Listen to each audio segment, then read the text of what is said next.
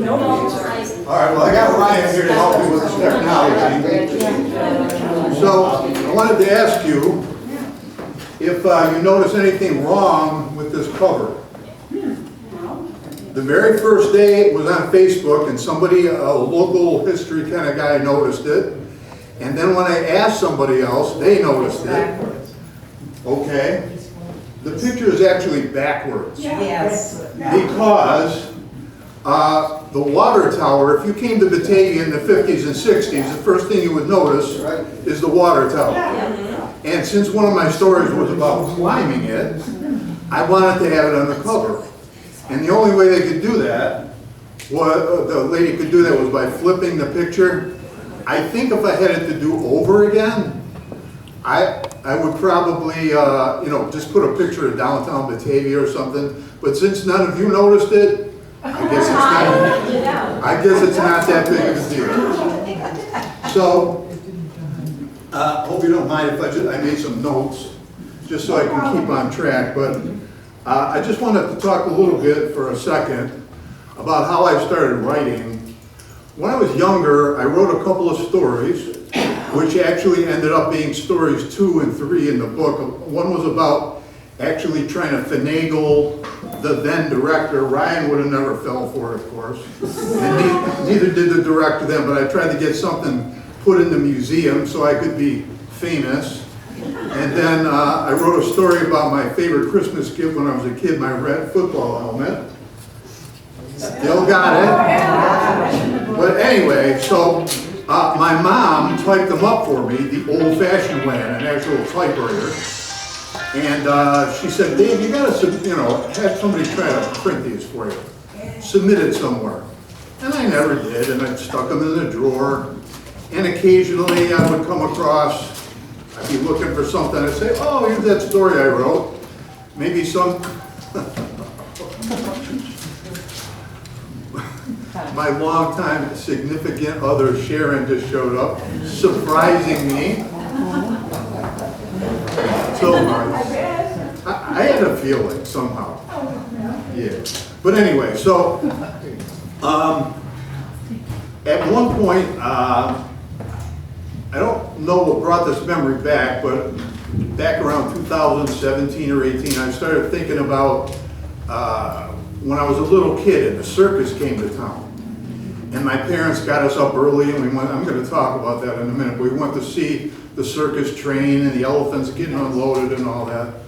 And so I thought, I'm retired, I got nothing else to do, I'm going to write a story about that. So I did, and this time I said, all right, Mom, I'm going to follow through, I'm going to submit it to somebody and see if they'll publish it. So I sent a copy to the Daily News and one to the Batavian. And I didn't hear anything for about 3 weeks. And finally I get an email from Billy Owens at the Batavian. And those of you from Batavia probably know about the Batavian. The owner and publisher is Howard Owens. And his wife, his late wife, unfortunately, who passed away, Billy Owens, was the editor. And she sent me an email back and said, Dave, I really like your story. I'd like to publish it. It's like, wow. So she did. And that started my whole progression into writing more stories for the Batavia. So, again, unfortunately, a couple of years ago, Billy fell ill and passed away. And I really miss her comments and her editing, but Howard is still gracious and publishes my stories. And so I got to thank Billy for, she would keep encouraging me, and I'd say, Billy, how many stories can I come up with? She'd say, it's in there, Dave, just keep thinking about it and you'll do it. So now, I think I'm up to 27 or 28 stories. And every time I write one, I tell Sharon, I don't have any more. How many goofy things did you do when you were a little kid? But apparently, I did a lot of goofy things because I keep thinking about them. So. All right, so anyway, this is the cover. Now, Ryan, if you just go back one. Yeah. All right, so my first story was about the circus coming to town. And this is an ad from the Daily News in 1956. Reilly Brothers Circus, and they were, you know, all the kids were excited, adults were excited. It was fun to see the circus back then. Reilly Brothers. How many people here actually saw the big top circus under the tent? Okay. Well, Ryan, if you can go ahead a couple. Okay. This is what the circus train would have looked like. This is not actually a photo from Batavia, but this was taken the year before, I think, in Allentown, Pennsylvania. So it's what the circus train would have looked like. And my aunts and lived on Cedar Street. And if you grew up in Batavia, you know that 4 different railroads crossed Cedar Street. The Erie and the New York Central. And then there was a branch of the New York Central called the Peanut. And then the Lehigh Valley. Well, the Peanut is where the train came. So, you know, they drag us, it was my brother Dan and I, he was 3 years younger, they drag us out of bed at 4:30 in the morning or something. And we went down to Cedar Street and parked at my aunt's house and walked to the railroad and saw, you know, the circus unload. So, if you go to the next slide. Just one thing about the circus. Well, let me tell you a little bit about my story. The main part of my story was about the circus was held back at the, my friend Kathy also came. Wow. This is great. We've been friends since college. So, at any rate, so seeing elephants walk by, you know, down Cedar Street was just like I'm like 8 years old, 9 years old. Now, I realized that over the years I found out how cruel they were to the elephants and a lot of stuff that went on in circuses that shouldn't have. But still, being a little kid and seeing that was pretty amazing. And but they had the circus on East Avenue, where maybe 3 or 4 years later, my friend when I was a kid, Charlie Mancuso, passed away in 2006. I'm sure a lot of you remember, knew Charlie, ran the car dealership. After his dad died, he was an attorney. But his family built a house right there. But it was on East Avenue between North Spruce Street and Clinton. And so my parents took us over there after we saw everything go down Cedar Street. And back then they would look for kids to help unroll the tent so they could put it up. So, you know, and they'll give you a ticket to see the show. So I was like, okay, I'm in. And I start pulling, and I fall down, and the tent's getting pulled over my head. And then, you know, you can picture the tent. I'm like, so finally somebody noticed. I'm like, hey!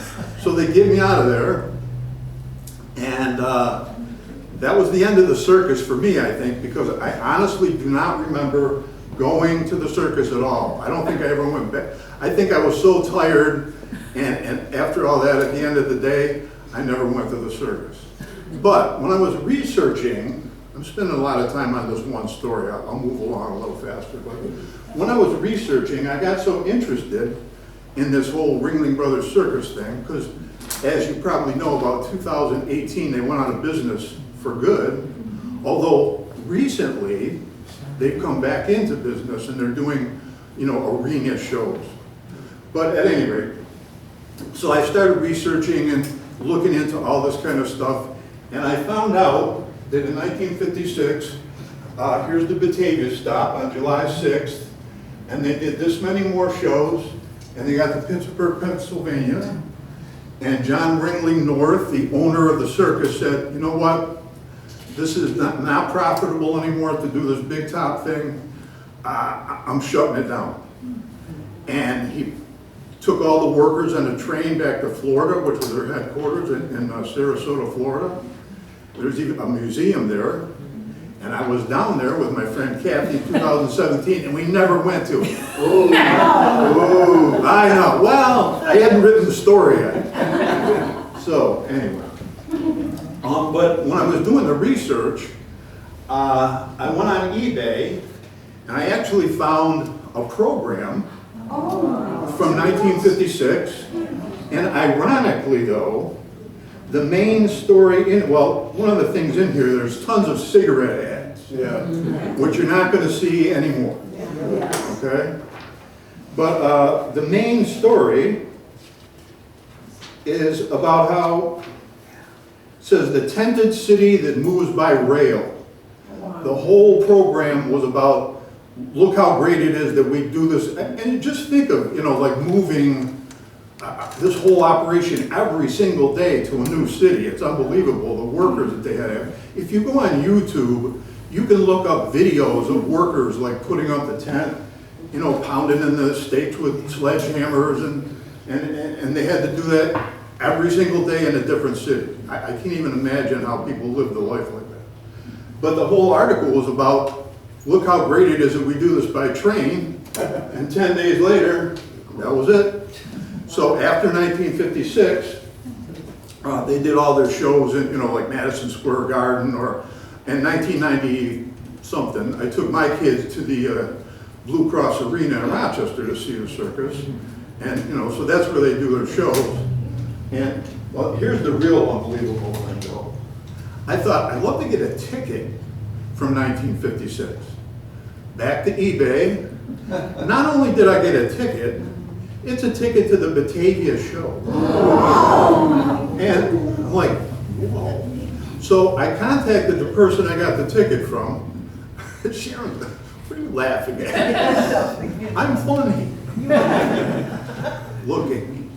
No, the person lived in Galveston, Texas, that I bought this ticket from, and they said they had gone to an estate sale, and the person was a huge circus fan and had all this circus memorabilia, and somehow had an unused ticket to the show in Batavia in 1956. It's your ticket. So, just one more thing about Yeah. I'm not sure if yeah, no, you can go back. All right, just one more thing about the circus. In this notebook, that, you know, this album that I made, different things, I also purchased on eBay, remember the little popcorn and peanut bags that they use? I don't want to take them out because they're too fragile, but I have one of each of those. And, you know, and they probably cost like a dime, 5 cents. Yeah. You know, so when I took my kids to the circus at the Blue Cross Arena in the 90s, snow cone, $8. You know, and today it would probably be more like $20. So anyway, that was my first story about the circus. I just see if I want to mention anything else about it. I did the show and tell. Okay, so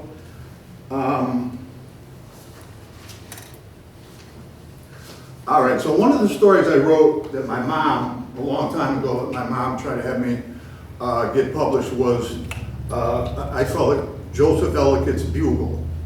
Now, if you're from Batavia, which I'm sure you all are, you know who Joseph Ellicott was. That's why the Holland Land Office was here. This was his office. And when I was a kid, I lived on Thomas Avenue, right across here, and then on Ellicott Avenue. So I was in the Holland Land Office all the time, you know, looking around.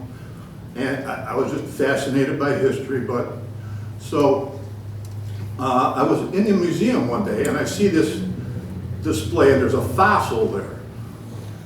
Not one of us, no, a fossil. and it's got a little card under it. It said donated by, I forget the kid's name. Why I remember this, I don't know, but he lived on La Crosse Avenue off of Oak Street. But I was all jealous because like this kid got something in the museum with his name on it. I wish I could do that, you know. So for a couple years we lived on Ellicott Avenue. We sold our house on Thomas and my parents hadn't found a house yet. So we rented the upstairs floor of 20 Ellicott Avenue, which if you go by there is beautiful. Somebody redid it like maybe 10 years ago or something. Yeah. I think it's used, the whole house is used as one house again now, but we lived in the upstairs and there was an attic. Excuse me, dry mouth. So I was up in the attic and I saw this horn up there. Now I called it a bugle. It was probably actually a trumpet and a pretty cheap one at that. But my devious little brain comes up with this idea.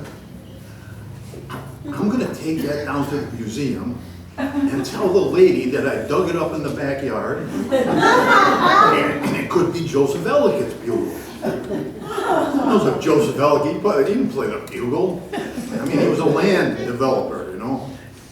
But So I go out in the backyard and I put some dirt on it, and I bring it down here, but I was very shy when I was a kid, all the way through high school. And so just for me to get up the nerve to do this. So I come down here and I'm standing outside, you know, pacing up and down. Finally I come in, and the director, I remember when I submitted the story, I called her a little old lady, and Billy Owens wasn't having any of that. She said, you can't use the phrase little old ladies. So I forget why I ended up calling her though, but you know, the director. And I brought it in and I told her the whole thing. I was, you know, probably 100 miles an hour, because I found this, it was in my attic. The bugle is probably Joseph Elliott. Can you, you know, and she was probably looking at me like, this kid's nuts. But she says, okay, honey, you know, or whatever. We'll take a look at it. Come back next week. And so I come back the next week and I walk in. There's the lady, and I walk up to the desk or wherever she was, you know, and I said, hi, I'm Dave. And she's looking at me like, who are you? So I'm thinking, oh God, she didn't even remember me. So then I think, well, she's probably 100 years old, so, you know, not knowing what old age is like. She was probably like 50. Who knows, you know? But anyway, so, you know, she takes, oh yeah, with the bugle, Joseph, she takes it out of the drawer. Well, you know, it's really not that old, and I don't think it was Joseph Ellicott, and whatever. So I go home, throw it in the trash can. That was the end of that. But I tried. But the interesting part about that is here I am 60-something years later, you know, at the Holland Land Office talking to people about my book, about my story. So I finally got something in the, actually a while back I did, one of the previous directors had an exhibit on railroads, and my grandfather, that's one of my stories, was a railroad guy, and I brought in his railroad watch and his union card, and that was in the display, and they put donated by David Reilly. So I actually, that was probably 15 years ago or something. So I got something in here that said by David. Okay. The next story was about when I was a little kid, my favorite Christmas present was my red football helmet. Here it still is. It's been in the cellar for like 70 years, you know, here and there. No chin strap anymore because it was leather, so it probably got moldy. But when I was a little kid, I was so happy to get it, but when I put it on, it was like 10 sizes too big. So I think the way I described that, I looked like a toadstool walking around with a red top, you know. And it didn't fit me for like 3 years, but I wore it anyway. So when I'd be out with my friends, they call it Centennial Park now, but we call it the State Park then. And we go down there to play football, and I'd be playing, and my helmet would be bobbed, you know, in front of my face because it was too big for me. Or actually, at that time, right at the end of Thomas Avenue, there was a vacant lot. There's a house there now, but we used to play there too. So, at any rate, the helmet ended up in the let's see, where do I want to be on my, yeah, no, that's the next story, but you can stay on that one, that's fine. The one with the water tower, I didn't know we were... Yeah, well, that's another helmet that I had, but at any rate, so it was in the basement, and like every year for my whole life, my mother would say, Dave, that red helmet's in the basement, do you want it or not? What am I going to do with it? So finally, in like the late 90s, my aunts that live on Cedar Street, one passed away, the other one had to go to a nursing home, so my dad and mom had a big auction of all their stuff, you know. And of course my dad, trying to make a few extra bucks, put some of his own stuff in there. And I see on the table, there's my helmet for a quarter. Who would pay a quarter for it? Me. I paid the quarter, took the helmet home. Guess what I did with it? Basement. And just about 2 weeks ago, I had it in Sharon's basement, and I had her go down and get it. Here it is. And when I get home, guess where it'll go? It's back in the basement. I can't throw it away. It's illegal. Anyway, so that's the red helmet. Mike, can you find the water tower? Yeah. Okay. So the water tower. Everybody from Batavia knew the water tower. I guess it came down in 2003. It was demolished and taken down. There's actually, I've seen the photos, there was some guy from Batavia, maybe he's even here, I don't even know, but he would go down like every day and take a picture or you know, videotape what was happening all the way down to nothing. So, but at any rate, when I was in high school, you know, your classmates, I don't think Sue or Angela or Madonna did this, but some of my friends, or even Jim, dared me, you know, to climb the water tower. And I'm terrified of heights. Don't like heights at all. I could climb a ladder like as high as this room, but anything high like the CN Tower or the Empire State, no. So, but at any rate, up we went to the top of the water tower, and I actually sat on these lights up here. Oh. And this is, of course, like, I don't know, midnight or something, you know. And we're up there smoking cigarettes, me and my friends. And we hear a noise down below. And I don't know if you remember this, but there was Mancuso used car lot was down at the bottom.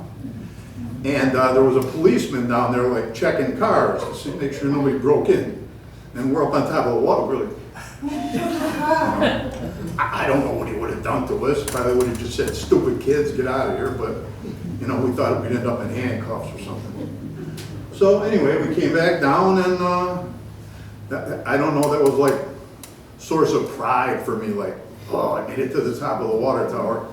And then I read an article somewhere, I forget where, that back in the 1950s, the police caught like some 12 or 13-year-olds up there in the middle of the day. They said they wanted to see Lake Ontario. So I guess it wasn't that big of a deal. And over the years, when this article appeared in different, you know, in the Batavian and so on Facebook, people say, I went up there, I went up there, I went up. So I guess it wasn't really that big of a deal, but it was kind of a big deal to me just because I did it, you know. It was stupid. Where was the water tower at? Where was it? Yeah. It was right, yeah, if you go down Ellicott Street where the box factory used to be, and then there's St. Mary's Church, and right behind there. Okay. I think there's a water plant or a filtration plant or something, or there used to be back there. But Mancuso's used car lot, there was St. Mary's Church, then Mancuso's used car lot was on the corner of Evans Street, and I think right down from there was the Moose Club, but the water tower was right back in there. So, my dad was in the nursing home in the early 2000s, the veterans home, and one day I was visiting him, and I heard about the water tower getting torn down, you know. So I had to just come down and take one last look at a big pile of scrap on the ground. You know, and I swear the water tower was laughing at me. Like, but, okay. So, all right, now, my 1 week football career, when I was a little kid, I was, as you can see from this picture, and still, I was a huge Notre Dame University football fan. And, you know, then I went to Notre Dame High School. So as I was I went to St. Mary's Elementary School, which is no longer open. But the first 2 years of St. Mary's Elementary School, it wasn't finished yet. So we had our classes in the basement of Notre Dame, so that made me even more of a Notre Dame fan. So somehow in my scrambled brain, I thought, you know, someday I'm going to be the quarterback for Notre Dame, and I'll come out in South Bend into the Notre Dame Stadium, and people be cheering, and yeah, right. I mean, nobody from Batavia has ever played for Notre Dame University in the first place. With my grades, I barely got into St. John Fisher, much less Notre Dame. You know, I wasn't the best student in high school. I'm sure these people don't remember, but I spent most of my time just, you know, messing around. But at any rate, this is me when I was a little kid, all dolled up in my leather helmet, you know. I should have saved that one instead of this one. That's actually a cooler helmet. So I have no idea what happened to that. But my football career only lasted 1 week because the coach, Hank Lewis, first practice just put us up against the varsity. I never played organized football. They didn't have Pop Warner and all that back then. So he lines me up across from this guy. I don't know if you remember this name. My classmates probably will, named Joe Clare. He was a senior, I was a freshman. He ended up at West Point, Jim? Naval Academy. Naval Academy. But I mean, I was like 135 pounds. Now probably one of my legs weighs 135 pounds. But, and he was probably like 200, 210, whatever he was. And he just knocked me on the ground like 100 times in a row. And, you know, after a few of these kind of practices, we had this thing called bull in the ring. Jim was a football player and a good football player too. So, but I'm sure he remembers bull in the ring, where two guys get in the middle and you just kind of bash into each other until the coach says, all right, that's enough. And the first guy I went up against was big and huge and became was on the wrestling team. And so let's say after a few days of this, I was like, no. Oh, and the other thing was I got a sunburn one day. So my mom says, you got a bad sunburn, you can't go to practice. I'm like, oh, don't want to go to practice anymore. So here's the stupid thing I do. When it's time to go back to practice on Monday, I have my mom write me a note. So you go up to the coach and hand him a note. Dear Coach Lewis, Dave couldn't go to practice because he had a sunburn. He reads this note, he's like, right, start running laps, kid. He didn't even know my name. So around and around. So, and then we had this drill. It was practice covering punts. So we'd line up in two lines, and the coach, who was Vinny Messina, and Vinny Messina had arms like, so as you went by, he'd give you a slap on the helmet, just to sort of imitate, the defense. Well, he gave me a slap on the helmet. I don't know if he used his fist or his hand, and next thing I know, I'm on the ground, birds are twittering. So I made it through the rest of the practice, and I get home, and I'm like, Dad, no, done, over. So that was the end of my football career. The next year I switched over to cross country. And I wasn't any good at that either, but at least people weren't hitting you in the head. You could just run. So if you come in last, who cares, right? I wasn't horrible, but the coach's name was Pete Corbelli, great guy. He coached me in basketball too on JVs. But he said to me one practice, Reilly, you run like a horse. And he didn't mean that in a good way, like, Kentucky Derby. So, anyway, football did not last long for me. Still love football, love the Bills and Notre Dame, watch a lot of football, playing football, no. Okay. Okay, so my next story was called, hopefully you get the pun, Bad Habits at St. Mary's. Oh, yes. And let's just say we had some really, like first and second grade, some very nice, gentle, kind nuns, In second grade, the one thing I remember about second grade is I got sick, I had a fever, I felt horrible. I was too afraid to tell the teacher. Sister, no. So it's time to go to lunch, everybody's going down the hall. I go sneak out the door and walk home, which was about a mile. And I get home, my mother's like, what are you doing? I don't feel good. Did you tell the sister? No. So she got to call the school, and, but anyway, there were some other nuns that, let's just say, maybe they were cut out for a different kind of work. But some of my memory, my favorite teacher was Jim Fitz's aunt. Jim's mother was a teacher in public schools, Robert Morris and so on. But her name was Marguerite Horgan, had her for third grade. And she would read us a story every day after lunch. And when I became a teacher, I was a teacher for 32 years, I did the same thing. And I bet if you go back and ask, I've already talked to former students about this, and they say that was their favorite part of the day. So I got that from your aunt. She was a great teacher. But from fourth grade on up, some of the nuns, a little on the, sometimes when you got detention, we had to go over to the convent, which is now torn down apparently. We had to go pick weeds out of their flood. We had to do that too? Yes. What did you ever do wrong? I don't remember what I did wrong, but I was picking the weeds. No possible way that Sue Sterrett ever did anything No, wrong. I don't believe it. I was picking the But weeds. Can I tell the other memory? Sure. Oh, here's the one. Yeah, this is 8th grade. The nun is teaching a history lesson. And she said, all right, class, who invented the steam engine? Or the steamboat? The steamboat, Robert Fulton, of course. Nobody raises their hand. So Sue Sterrett sitting in front of me. I go, Stanley Steamer. She raises her hand. I know, Stanley Steamer. The nun's like, what? No. And she has forgiven me apparently for this. But that was me back then. I tried to be the class clown, but in a shy way. I didn't want any attention. So, let's just see if I forgot anything. Oh, another thing. In the 7th grade, there was a jar on the count by the window where we were supposed to give money to help the poor children, the mission money they call it.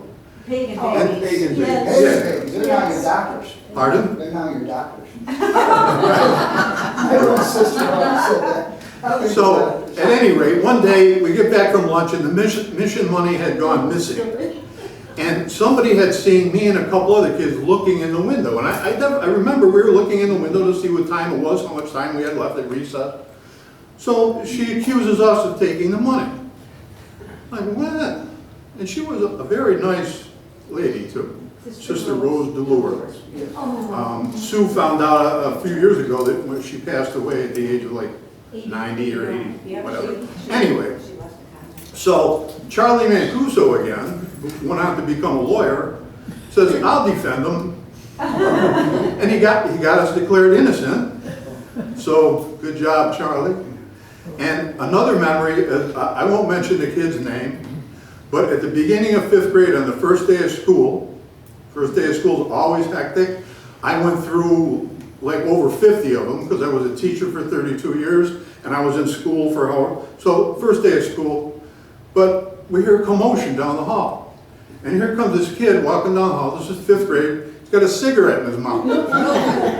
All of a sudden a nun appears out of nowhere, you know, like the hawk from the tree, scoops this kid up, never saw him again. It's like, where'd he go? Public school. Now, nothing wrong with public school. Maybe he did better there. I don't know. But just to see this kid, he must have wanted to get kicked out of school, right? Yeah. First day of school? Anyway, okay. So, yeah, the next story, I don't have any pictures for, but let me just make sure I'm in the right place here. Yeah. Around the late 50s, you remember that Fidel Castro in Cuba and how much he was hated and, you know, down with Fidel. And so I decide, once again, I want to be famous. So my friend, I talked Charlie Mancuso into helping me with this. We go in my basement and we build an effigy of Fidel Castro. And down the street from us, which had just been constructed, I lived on North Spruce Street by then, was John Kennedy School.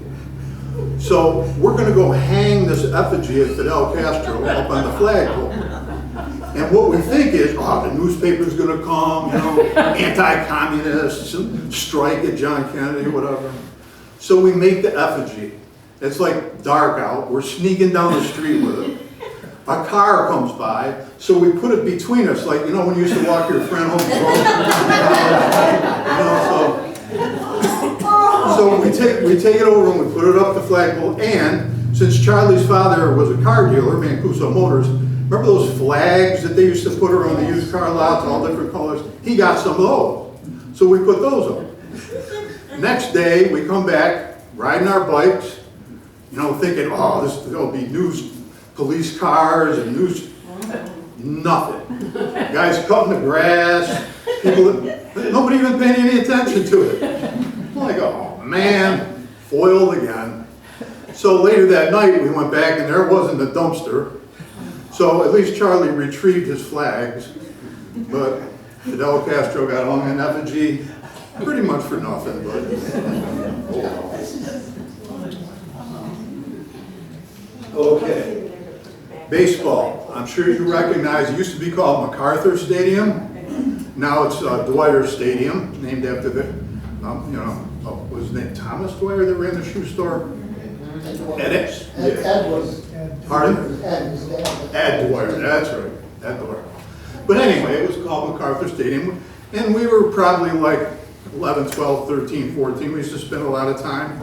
We'd go to the games, but sometimes we'd leave the game and go out behind the fence and try to catch foul balls or home runs, and we could never get one because the team used to hire these teenagers. They called them ball shaggers, because I guess the team was too, they were too poor to lose the balls. So if you got a ball, within seconds, one of those teenagers is on you like, all right, kid, give me the ball, or, so I never got a ball. But one day, behind there, it's still there too, there was a cement building, or a brick building. They used to call it the Civil Defense Building. Because I guess during the war, people actually used to, World War II, people used to sit there with binoculars and look for German bombers or something, I don't know. But by then, it was pretty much just restrooms to use for people that were, out and about the park and so on.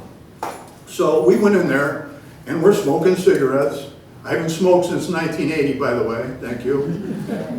I gave that up a long time ago. But we're out, kids, they say you're smoking cigarettes. We smoke probably 2 cigarettes a day because you're afraid your parents are going to catch you. So you take a couple puffs and run away. So I don't think we're really hurting ourselves. But at any rate, we were out there, and we just, I don't know what went through our brains, but there was an old chair with some straw sticking out, which we call Excelsior. So we lit it on fire so we could see to smoke our cigarettes better. Does this make any sense? No. But all of a sudden we realized the smoke is pouring out of there. And there was a policeman at the game, and he saw the smoke, and he comes driving over, and I ran away, and there was a junkyard over there, and I hid in some old truck or something. But next thing I know, there he is, like, come on, kid, I got all your friends in the car, let's go. So he took us down to the police station.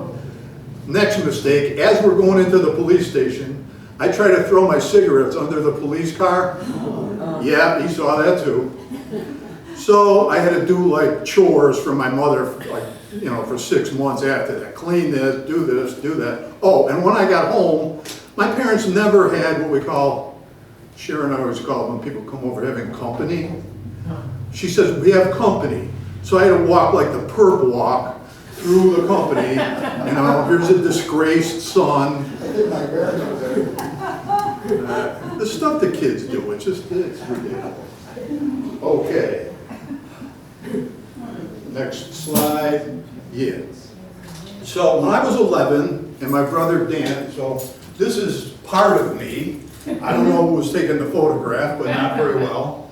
And that's my brother Dan. Unfortunately, he passed away in 1991 in a scuba diving accident. But I was glad to see the St. Joseph's exhibit here, because he was in St. Joseph's at the height of their fame, and he was on the drum line that won the national championship in 1968. So at any rate, I was 11, Dan was 8, my mother tells us I'm having a baby. Some of you, I don't know what kind of families you grew up in, a lot of kids, a few kids. So we had 2 kids, things were, we each had our own room. All of a sudden the babies come in, we're like, oh no. No baby, no. We gotta get out of here. So we hatched this plan. We're gonna go to the sand wash. And there was an old building, my aunts lived on Cedar Street, so we're always playing at the sand wash, even though we're forbidden to. Because, a lot could drown there, and now it's a park. But anyway, so we start packing our stuff. You see those old pictures of a kid with a stick with a little bandana with their toothbrush in there. We're gonna go live at the sand wash. No baby. So, to make a long story short, my mother talks us out of it, everything's fine, my brother comes along. My little brother right here is now 65. So, he was a good brother, we loved him. But at the time when the announcement was made, we're out of here. All right. Let's see, what's next? Christmas. I'm sure you all remember this. Yeah. Back then, Christmas meant 20 pounds of tinsel. I mean, is that like the ugliest Christmas tree? And this is at my aunt's house, so we always had 2 Christmases. We'd have Christmas at our house, we'd get presents, and then we'd go to Aunt Kate and Peg's house. I had 2 maiden aunts, I guess you call them, that never married. They lived together in the family home. They called us Honey Boy, which was okay when you were 6. When you were 18, wasn't so cool, but you know, at any rate. So, you know, Christmas was, my poor mother always had to cook dinner because my aunts, they went by the Irish tradition. If you're cooking, you boil everything. So they would get a big pot of boiling water and put a ham in there. Like, oh yeah, that was. So there was a few years we actually talked my mother into cooking dinner and taking it to their house. If we got to go there, at least bring some decent food. But I mean, they loved us. They were nice. We always got great presents from them. Christmas was a lot of fun. My favorite present was always Hardy Boy books. That was a question on Jeopardy the other night. Got that right easily. Hardy Boys. So, but that's what Christmas looked like in the 1950s. Okay. Let's see. Okay, summer jobs. Over the years, I had a whole bunch of different summer jobs. My first one ever was at the Red Top restaurant. I don't know if you remember that. It's where Sport of Kings is now. It was pretty much just a hot dog and hamburger place. I worked there one summer, you know, and then I had a number of other jobs. The job I had the longest was I worked at Coca-Cola for 4 summers when I was in college. Joe Rotundo was the manager. You might remember him. And so the first summer that I worked there, though, was pretty awkward because the job mostly involved driving around, doing deliveries and stuff. And I didn't have my driver's license yet. I think I was 18. I don't know what. My mother was really strict and wouldn't let me get my license right away. So the fact that they rehired me, then the next year, I learned how to drive a standard shift, because they all had standard shift, all the trucks, from my 60-something-year-old grandmother in her standard shift Dodge Dart. She'd take me over to the Batavia Downs parking lot, you know, and I'd grind the gears for a while until I finally figured it out. And so then I worked at Coca-Cola for 4 years. But one of the jobs I had didn't really have anything to do with Batavia, but my senior year in college, I needed a part-time job. So I got a job as a Pinkerton security guard at Rochester Institute of Technology. I worked 2 nights a week, and pretty much what I do is guard an empty building, you know. But I had to wear this ridiculous uniform, and those aren't real guns, you know, it's just a fooling around photo.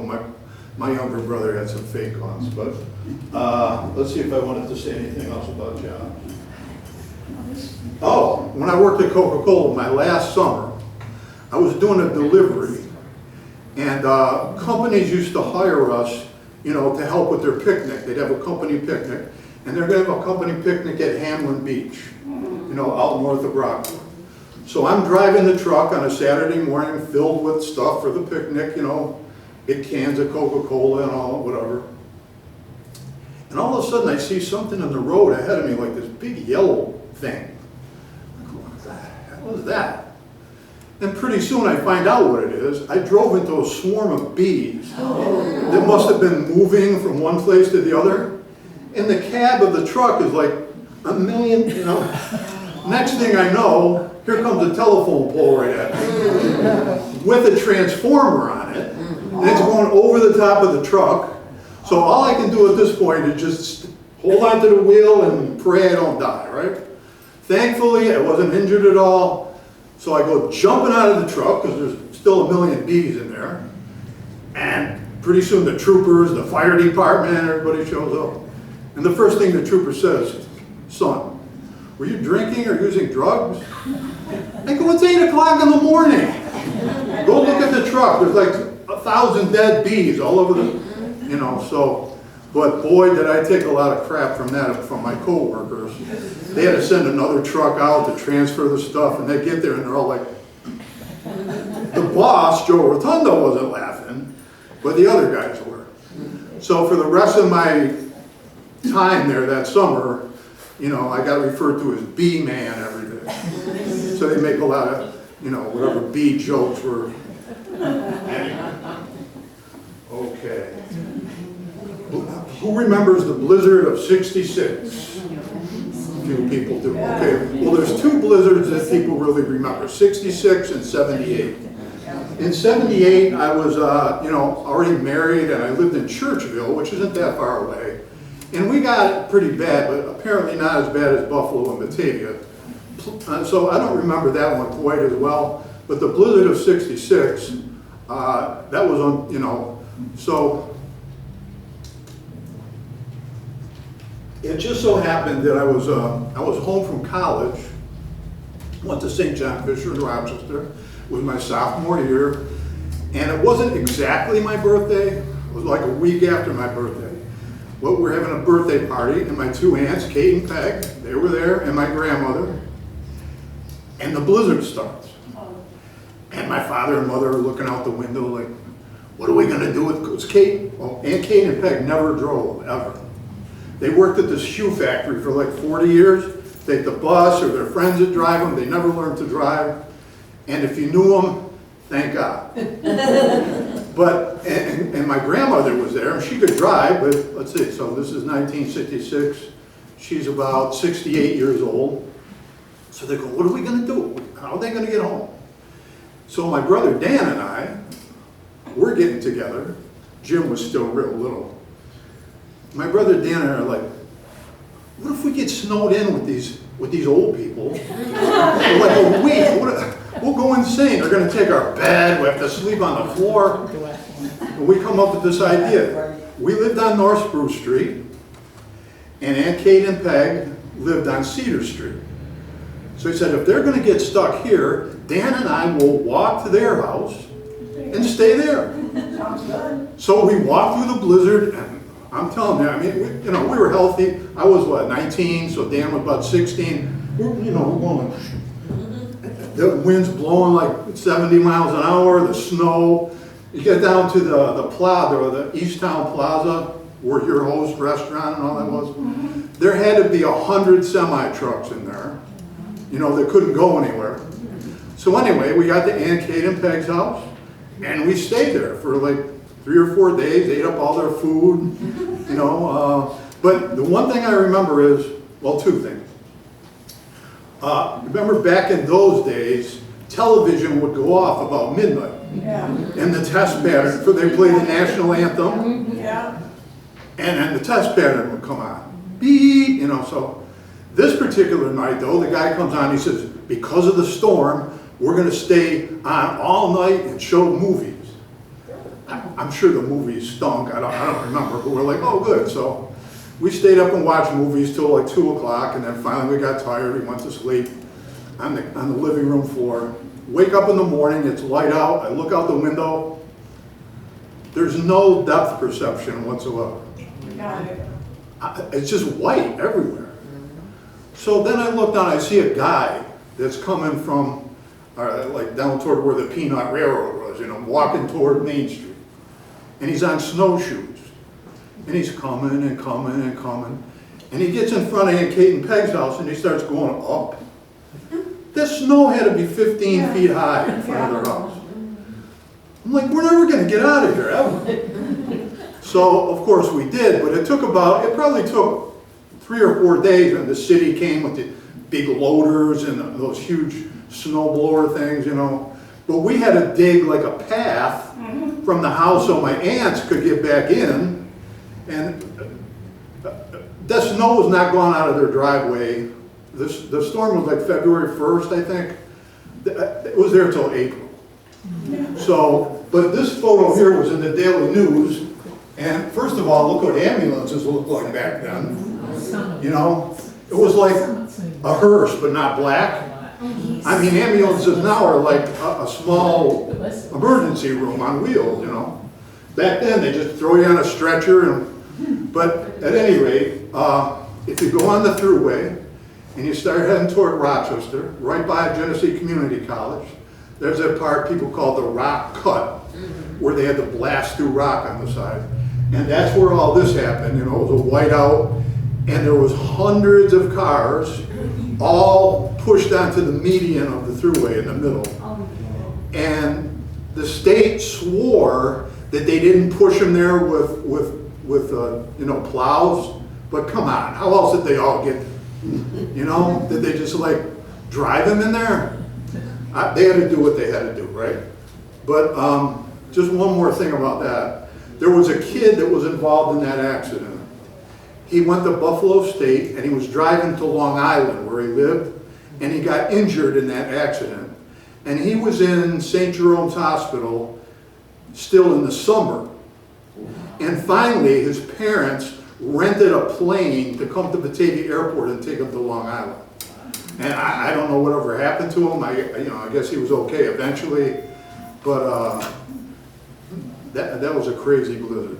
And now, you know, sometimes Buffalo gets some crazy lake snow, but in Rochester last winter, I bought a new snowblower for Sharon's house. I think we used it twice. You know, so it just doesn't snow anymore like it used to. But No, it doesn't. anyway, how am I doing on time here, Ryan? I'll take all you want. 2:51, wow, all right, I'll speed it up.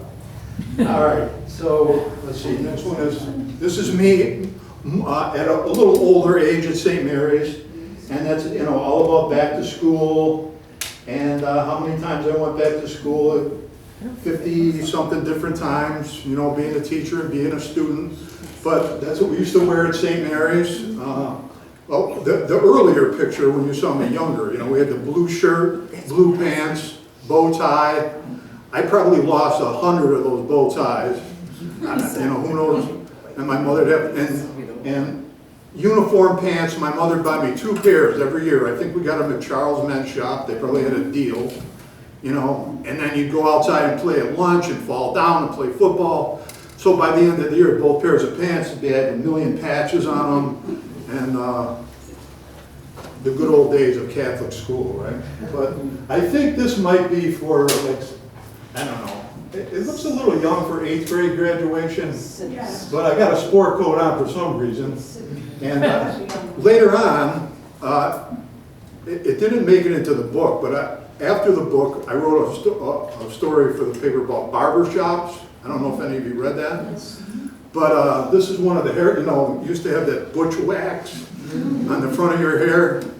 So if you were walking to school and it was snowing out, by the time you got there it would be frozen stiff, like standing. And the butch wax, I don't know why, but it was like pink color, and it would be all pink running down your face. All right, let's see. Yeah, so I was just talking about how we never get any snow anymore. And this is our house on 122 North Spruce Street. And, you know, I mean, just look at the drift so you can see what winter looked like back in the 50s and 60s. And it looks a lot different than now. You just don't get that much. Now we get a lot more rain than we do snow, climate change, and so on and so forth. But that's what this actually over here was a picture window. And my dad was obsessed. I don't know. He was very like puritanical. So it faced the back of the house. So there's nothing out there at that time. Now there is, but there was woods out there. Now there's houses and development. But so my brother and I, like little kids, we'd be running around a house in the underwear, and my father would run over and shut the curtains like, no! Like, Dad, who cares? Anyway, so that's what snow used to look like. Okay. Childhood pets. We didn't have a lot of pets, but we did have, one day my grandmother showed up. She got a box. So I was probably, this had to be like late high school, almost when I was ready to go to college. So it wasn't so much mine, but I had 2 younger brothers. And in the box is a dog. And my mother's like, oh, dog. But, you know, my grandmother brought it, so what are you gonna do? So the dog ended up being named Skippy. And if any of you had dogs back at that time, there was no leash laws. So dogs were just running everywhere. And we used to get, there was some farmer that lived way out in like Clinton Street or somewhere. And he called my father up and he'd go, Jim, your dog's out here after my female dog again. So how many puppies Skippy had all over the county? Probably, who knows, you know? But this is probably like about 1970. This is at Godfrey's Pond. I don't know if any of you remember, but that's the bridge by the dam.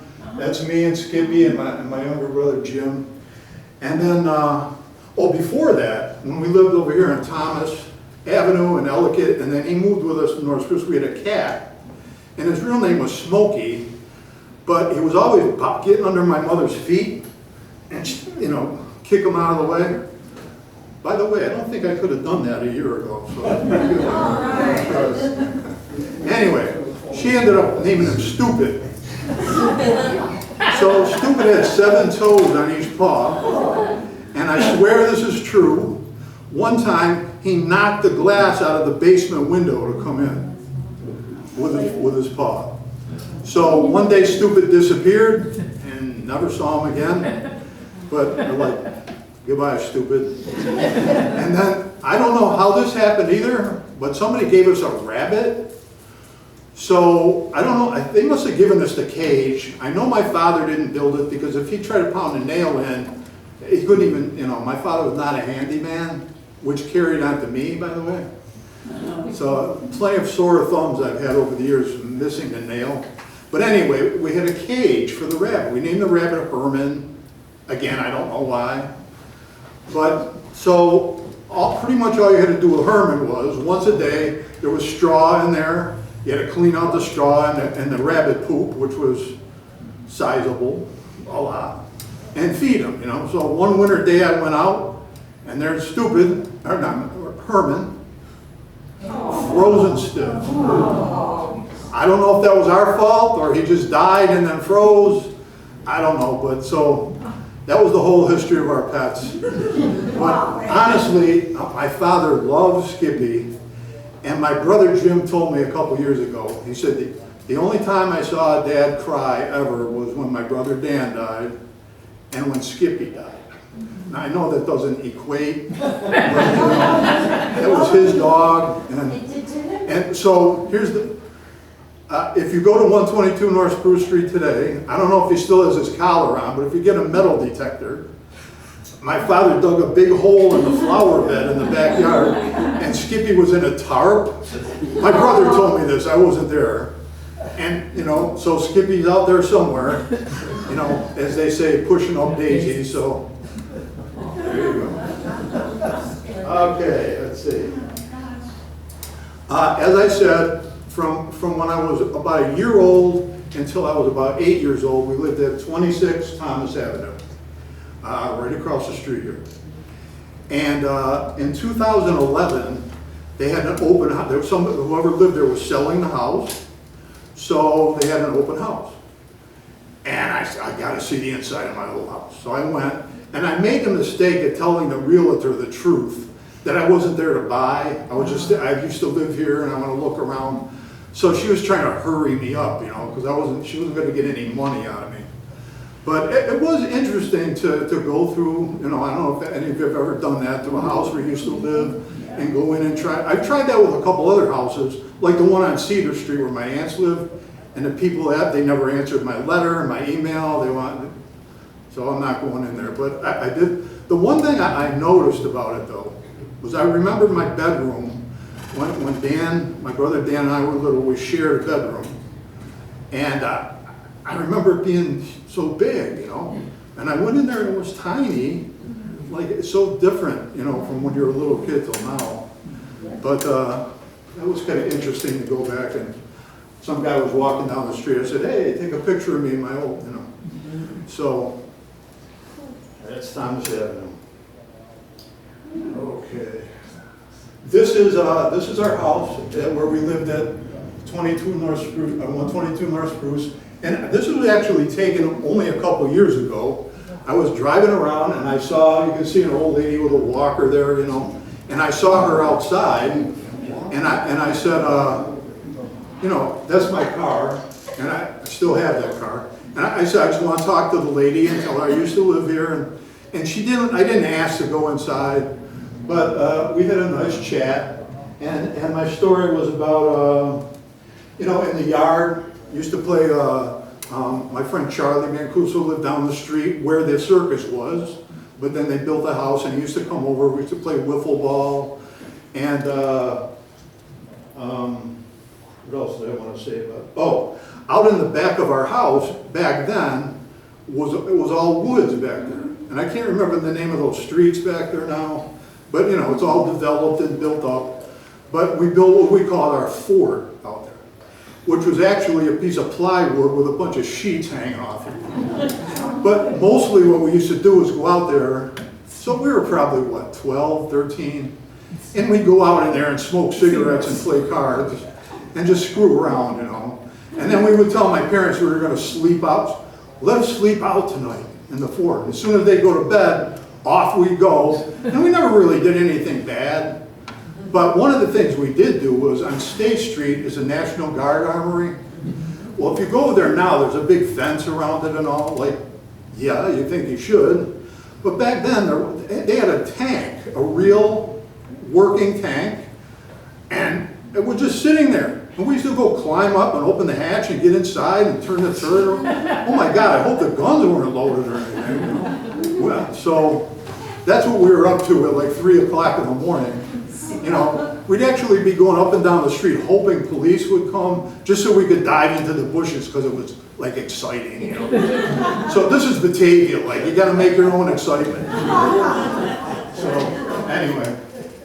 Okay, my next story was about healthcare growing up, and that was our doctor, Dr. Biagio Mansueto. You remember? He was my famous doctor. And he lived across the street from us, actually, on Thomas Avenue. And he would make house calls. Oh my God, that'll never happen again. But, you know, I remember I got appendicitis, had to go have my appendix removed. He came to our house, and I was like screaming in pain. I remember, and as soon as he came into the house, and started poking around, I started giggling. My mother says, what are you giggling for? You were screaming like 30 seconds ago. Well, I don't know. But, but he was, you know, great to have as a doctor, lived right across the street. He was around for many, many years. His son, he had a son named Fred, who eventually became for many years an FBI agent. And he's passed away now too. But let me just see if I want to see anything more about. Yeah, so I was born at St. Jerome's, as were both my brothers. Of course, that's now gone. I mean, it's still there, but I guess doctor offices or something. It's not a hospital anymore. I had my appendix taken out there. Once I had strep throat really bad, I had to spend about a week there. And then in college, when I was a sophomore in college, in the summertime, when I was working for Coca-Cola, I started feeling not good and I had a cough. So I got hospitalized. Well, eventually, I had a benign lung tumor that they removed at Strong in Rochester. But what I wanted to tell you about is when I was in St. Jerome's for about a week in the summer, a nurse came in one day, and okay, I just had spine surgery and everything, okay, but this nurse, honest to God, she was like, and the other guy, there was another kid in the other bed. And we're like, should we help her? This poor lady, like, retire. I don't know, maybe that's a long ago memory, maybe it wasn't that bad, but it seemed to me she was going to fall down any second, so, you know. And then my dentist, I didn't write it down, and I forgot his name. He was on East Main Street, a big white building on the corner of Ross Street. I forgot the dentist's name, but what I do remember is that, pardon? No, it wasn't Marquise. It became Marquise. Well, anyway, what I do remember is they didn't use Novocaine then. They used nitrous oxide, which all you Grateful Dead fans know is laughing gas, but it didn't make me laugh at all. And I mean, horrible memories of the dentist, so much so that even after I got married, finally one day my wife says, we gotta go to the dentist. And I went to the dentist, I must have had like 20 cavities from all the years I didn't go. But by then, thankfully, the dentists were, you know, so now you go to the dentist, you really don't have any pain, and I got all that taken care of. But I have horrible memories of going to the dentist when I was a kid. So, I mean, the dentist was okay, he was a nice guy and everything, but, so. Oh, the other thing I want to say about healthcare, I'm not going to get political, but polio shots came along in the early 50s. And, you know, everybody's good to go. And I never got polio, so, but I remember the doctor came to school and, you know, all the kids lined up to get your polio shot. Later on, they developed an oral thing, which was better. But so we all got our shot, but there was a kid behind me in line somewhere. You know, he's going, fast shot. What's the big deal with this? So all of a sudden we hear boom, the kid fainted, hit the floor, you know. So, and you know, I was just a favorite musician of mine, a saxophone player named David Sanborn, just passed away recently. But I never knew until he passed away that when he was a kid he had polio, and it made one of his arms smaller than the other. So whatever kind of saxophone he played, I think it was alto sax, it was because it was easier with his right hand. So people did get polio. I mean, you know, before our time. Thank you, Jonas Salk, for coming up with that. And but I do remember that at school. So. Okay. Next slide. Music. Both Sharon and my friend Kathy know that music is like my life. I mean, unfortunately, I never learned to play music. If I could go back and live my life over, I definitely would have done that. But I love to go to concerts, and that's one of the things I miss so much when I had my back problem, was I couldn't go to any. So I just went to the Rochester Jazz Fest a couple weeks ago. I'm going to see something next week. I can go to stuff again. But the first rock and roll show I ever went to was right at the Mancuso Theater. And as you can see, you know, this was the English Invasion, the Beatles and the Rolling Stones and the Searchers. Anybody from back in the day remember Needles and Pins and some of those songs? So here's something. The Dovells were sort of like a doo-wop kind of group. But Dick and Dee Dee, they had a song about mountain high, valley low. But what I didn't realize until the show is, Dick was the one with the high voice. I'm like, well, how's that coming on? that was funny. And then I thought, I don't remember Ronnie Dio and the Prophets at all, but Ronnie Dio went on to be the guitarist for Black Sabbath. And so, who knew, right? I think at the time he was like 18 years old or something. But I didn't know that until I started doing some research for my story. So, but see if I wanted to say anything about music. I started buying records. You know, my first record I ever bought was called "Singing the Blues" by Guy Mitchell, and then "Come Go With Me" by the Dell Vikings. And I wore those records out, you know. And so I had a little transistor radio my parents got me, and WKBW was the station to listen to. Danny Neverett, Tommy Shannon, Joey Reynolds. And after I wrote my story, I actually got a note from Joey Reynolds, who's still working. And I think Tommy Shannon passed away, and Danny Neverett maybe. He's still alive. Yeah. But anyway, Joey Reynolds sent me a note and said, "Thanks so much for mentioning me in your story." I was like, "Oh, Joey Reynolds." So apparently he still has. He's thin though. He's thin now. Did a record hat for us in Notre Dame. Right. Sophomore year. Yeah. Now you've got your fame.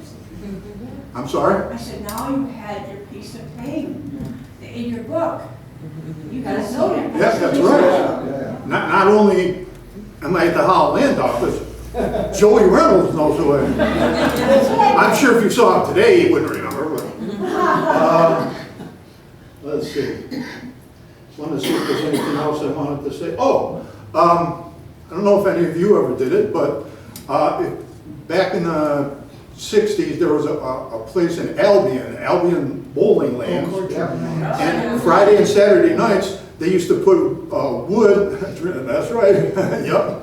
But they used to cover up the bowling lanes and have music. And they had some, they had some decent groups there, the Association and Shadows of the Night and some other groups that I saw. Wow. So the bad part about that trip was, though, I always used to ride with my friend, here's Charlie Mancuso again, and because his dad ran the Chevy dealership, he always had like a Corvette or something, and we'd have to go to Albion like 100 miles an hour, and we'd get back to Batavia inside the city limits. I'd be, thank God, I gotta get my own car because this guy's gonna kill me. But yeah, Albion Lanes, and actually Albion Lanes is still there. They don't do music anymore, but some lady, I don't remember her name, saw something about it and it actually was in town and went there and took pictures of it. And I used one of the pictures of it in my story. So. Yeah, John, All right, we're getting there, Ryan. Let's see. Okay, so anybody know who that is? Chuck Berry. Chuck Berry, right. So, Chuck Berry, of course, if it wasn't for Chuck Berry, there wouldn't be any rock and roll guitar. I mean, he wasn't the first, but every rock and roll musician has played Chuck Berry songs, knows Chuck Berry, guitar, and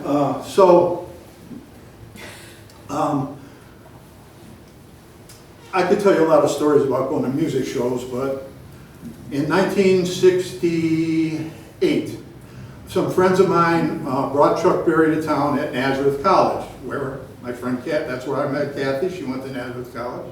You were at that show, right? Yeah, oh yeah. Yeah, of course. Who's going to miss Chuck Berry? So my friends put the show on, and after the show, I sort of helped out, like putting up posters and doing different stuff. Actually, the day before, there was a jazz group that played, and I went to the airport in my '61 Biscayne and picked a couple of them up and brought them to Nazareth. But Chuck Berry didn't have a band. He would come, he would get his, you'd give him an airplane ticket, and he'd come to town with his guitar, and he would tell you to hire a competent band to back him up, and he'd come and warm up with him, and then he'd take his guitar and rent a car and go home. But anyway, so after the concert was over, I had some friends that had an apartment, but like a college apartment. I'm sure you can visualize this in your mind, with like cinder blocks for a bookcase and, beads in the doorway and all.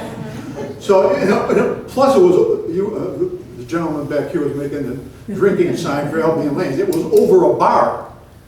Downstairs was a bar. So anyway, we're having a party, and somebody goes, I heard Chuck Berry was going to come. You're like, right, Chuck Berry's coming to our party, yeah, right. A couple minutes later, Chuck Berry walks in the door with a girl from Nazareth. Kathy probably remembers her name, but wouldn't you love to ask her about that night? Your night with Chuck Berry, who at one time was arrested for like taking a woman across state lines, but he was married to the same woman his whole life. And she's kind of put up with, Chuck. He was on the road, whatever happens out there, whatever, right? So anyway, so Chuck Berry comes in where our mouths are hanging open. And he comes in the room. So he says, hey, anybody got any Coke? Okay, this is 1968 then. Yes. Okay? So some girl goes, well, there might be some in the refrigerator. And I go, or you could go down to the bar, and he's looking at us like we got, as my mother used to say, like we had three heads. And he goes, you're not even in the right ballpark. I mean, I never heard of cocaine then. So, anyway, that's my funny story about Chuck Berry. So. But Chuck passed away, maybe 5 years ago at the age of 90, and I still listen to his music all the time. And if you go to any kind of rock concert, at some point in that show, you're going to hear some licks that Chuck Berry, that they learned from listening to Chuck Berry. So. But they didn't get asked for Coke by Chuck Berry. And say something stupid back. Okay. I only wrote a couple of serious articles. Most of them I try to be humorous. But I wrote a biography of my grandfather, James D. Reilly, and he was a railroad man. I never met him. He died 16 years before I was born.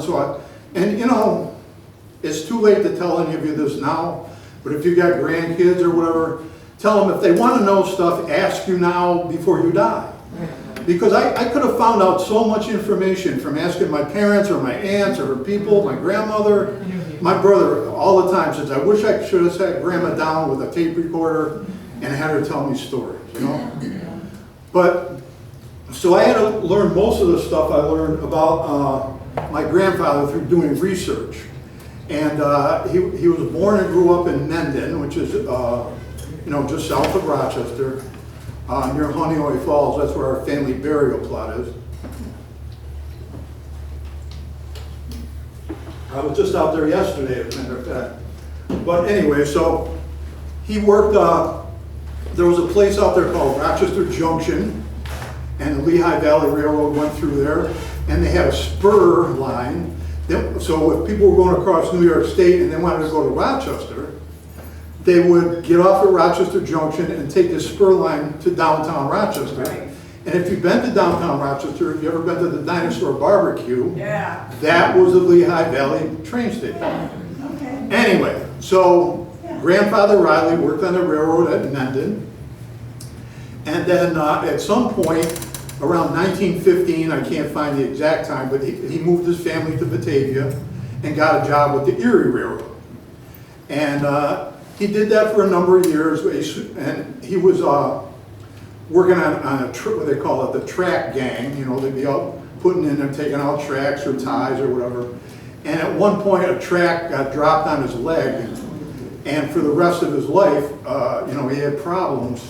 Medical care wasn't what it was now. You know, it's not like it is now. Doctors weren't as good, and he, according to my father, he was pretty stubborn. But he did belong to the Union. I didn't bring it with me, but I have one of it because I made a display. But I have one of his Union cards from 1919. It cost him $2.50 to belong to the Railroad Union. And thankfully, because when he got hurt, they got him a job, I found this out through research, with the New York Central, had a nursery in Batavia where they raised plants and flowers to put it at their different stations up and down the line. And they gave him a job there so he wouldn't have to go, you know, because he couldn't go out and work on the tracks anymore. So at any rate, finally at the age of 61, he had sepsis, you know, blood poisoning, because he just wouldn't get that leg taken care of, or the doctors, you know, they didn't know as much about antibiotics as we do now. So he passed away at 27 Cedar Street, which, by the way, was right next to the 4 tracks of the New York Central Railroad before they moved them.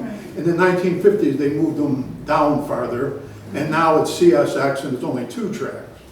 But, you know, so I was sort of imagining in my mind as he was passing away, or maybe a train was going by blowing the whistle, you know. But he was a railroad man, yep, for sure. And, oh, that's his Union card from 1920. And what did it say? Oh, $350, the price went up. What that would be today is probably more like $350 or something. But. All right, and the very last story. This is the only story that I wrote that I didn't write from any experience that I had. I didn't know David Buckle, didn't know anything about David Buckle. Yeah. But ironically enough, on Memorial Day, maybe 5-6 years ago, whatever it was, my brother and I, we have a tradition that we've carried on from our parents. We go to the cemetery in Honeoye Falls and put flowers on the graves. We have 17 family members buried. And he starts telling me a story about this guy, David Buckle, that he went to high school with. I think David Buckle was a year ahead of my brother. So I start doing, and you know, I won't get to the ending yet, because it's if you read my book, it's a really sad ending. But David Buckle was, that's his high school picture. And he was very well respected, most likely to succeed and all that kind of stuff at Batavia High. His mother, his family, if anybody remembers Stroh's Flowers, that was his family. Okay. And so he went on to become an attorney, but David Buckle was gay, and he did a lot of attorney work to help, you know, gay people get their rights, and there was a couple of famous trials that he was involved in that he won. But then he decided to stop being an attorney, and he moved to Brooklyn, New York, and he got really interested in the environment. I learned all this from reading, you know, reports of other people. And he started a composting situation where they would compost, and, you know, to use for gardens and so on. He was really concerned about the environment. And I don't know what happened, a mental illness, something. One day he got up, he went down the stairs, he went to the nearby park, he had a little shopping cart with some stuff in it, and he set himself on fire and burned himself to death. And when you go back and ask his friends from high school, they say, we have no, he didn't even tell his family. He had a husband and a daughter, and he never even told them. So something went wrong. But the reason why I wrote the story is I asked Howard Owens from the Batavian, did anybody in Batavia ever, you know, write about this guy so people in Batavia would know what happened to one of their own? And he said no, and the Daily News never printed it. So I thought people in Batavia just ought to know about this guy that had such a great life until something went wrong. But I did receive some thank yous from some of his family members for writing. I was a little bit worried about it. And they said, you know, we loved Uncle Dave or whoever, you know, thanks for, we don't know why he did it either. We'll never know. It's a sad story. But we're glad that you made the people of Batavia aware of the good things that he did. Thank you so much. That was pretty much my only serious story. Now, just one thing quickly. Since this book, I have written some, you know, 1, 2, 3, 4, 5, 6, 7 more stories, and they're not in the book. But if you haven't seen them, if you go online and Google the Batavian, and there's a search box up in the top, and you put in Dave Reilly or David Reilly, you should be able to access my stories. One that I got a lot on Facebook, I bet I got over 100 comments about it, was about all the barber shops that used to be in Batavia. Wow. You know, Maleka's was you know, down just on this side of Walnut Street, where there was where that Peace Garden is now, right next to here. Yeah. There was some buildings, and there was Sloat's Tire Shop. You could get your tire changed right in the street. Sure did. But Maleka's barber shop was there. Carl, Benny, and I can't remember the other. Frank. But anyway, one of the Malekas turned out to be my high school chemistry teacher, and went on and became a professor at Ohio State University. But Carl Maleka's daughter saw my article and wrote me a nice thank you note and sent me some photos of him and stuff. And there was all kinds of barber shops all around Batavia back then. So I wrote about that. I wrote about my sports career, such as it was at Notre Dame High School. It actually took 2 articles for me to describe a really pathetic sports career. But here's the thing I'll say about it. Even though you know, I played on a basketball team with Jim, and I think we were on the track team together my senior year. I was never really very good at anything, but I think it did help me. You know, I made friends. I got to go to the practices. It just made for, that was like, to me, I was very shy in high school. So for me to play sports, even though I wasn't starting or didn't, you know, win any awards or anything, it was just good to be on the team and have buddies and go to practice and stuff. I wrote a 2-part story about Godfrey's Pond. And as I knew would happen, the first part was the history. And I said to Howard Owens, please let me put an author's note about that Italians and Polish people were not allowed there back before the 70s. And he said, I can't because I might be subject to some lawsuits because, you know, everybody knew it was true, but you couldn't really prove it. So, okay, as soon as the article came out, here comes the comments.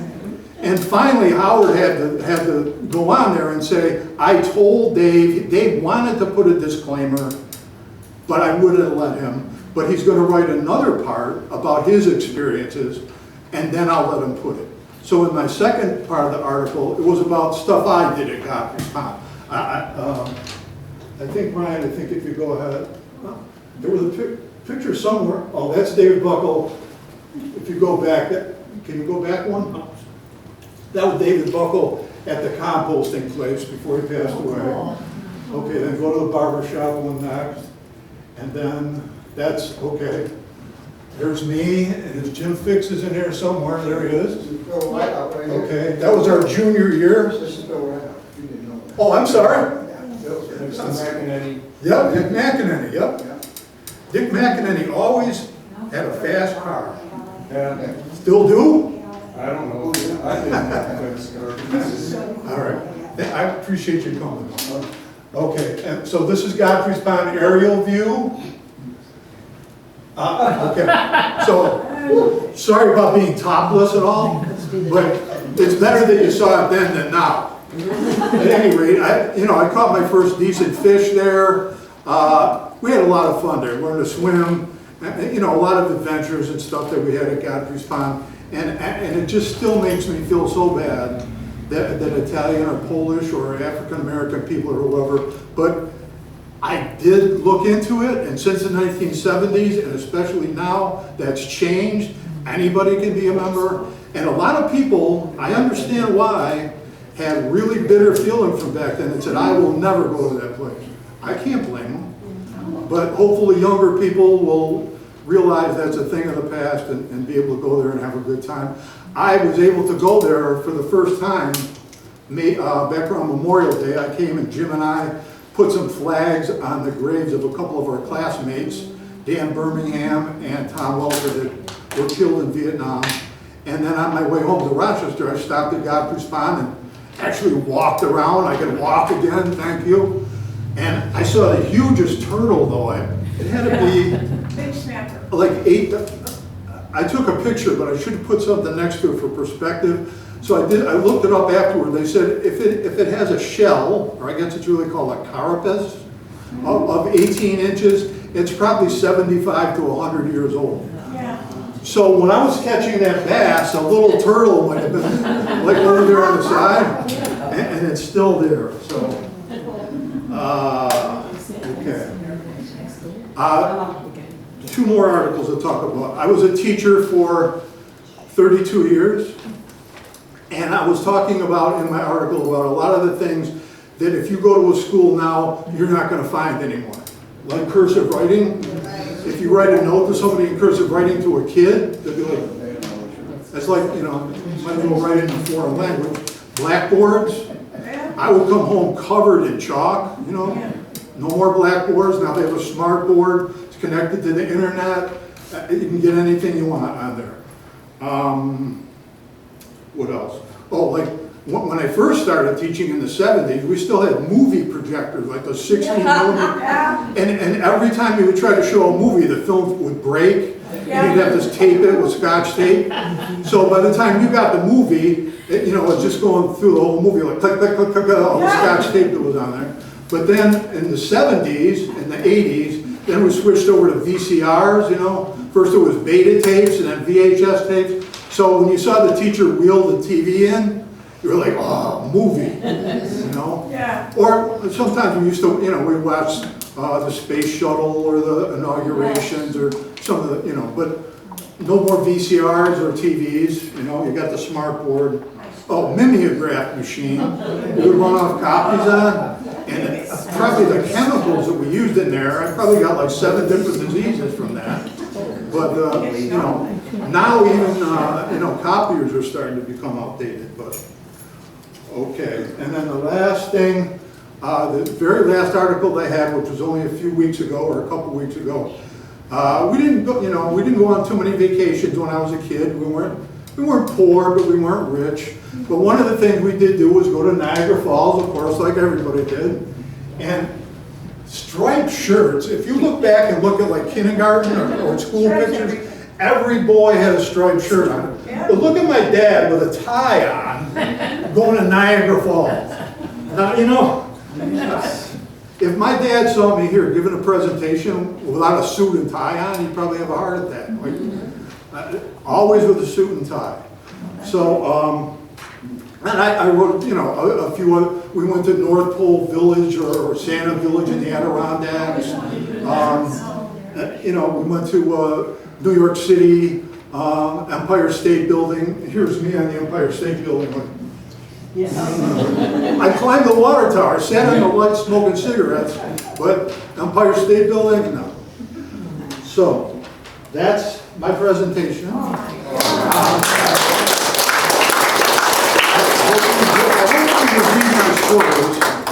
Those of you, and it looks like most of you in the audience are from about my time, enjoy some of those memories. You know, I don't write things to be political or you know, a lot of people, just one little thing and then I'll be done. People have said to me, oh, life was so much better back then. Well, for some people it was, yes. You know, I had a good childhood, but not everybody did. Like in the 60s and 50s when Italian people and Polish people couldn't go to Godfrey's Town, like stuff like that. So, you know, I want people to be happy to read my stories and know that I had fun when I was a kid and did goofy stuff and have good memories about it. But I don't want to go back and live in the 50s anymore, okay? Things have changed, I hope, and I hope they'll keep changing. So, thank you so much for coming to my presentation. I really appreciate it. Anybody wants a book? Yes. I'll be here. And Sharon and Kathy, unbelievable at your show. My birthday is Tuesday. Pardon? So my birthday is Tuesday. Your birthday is Tuesday. Happy birthday. Thank you. How old are you? I should be.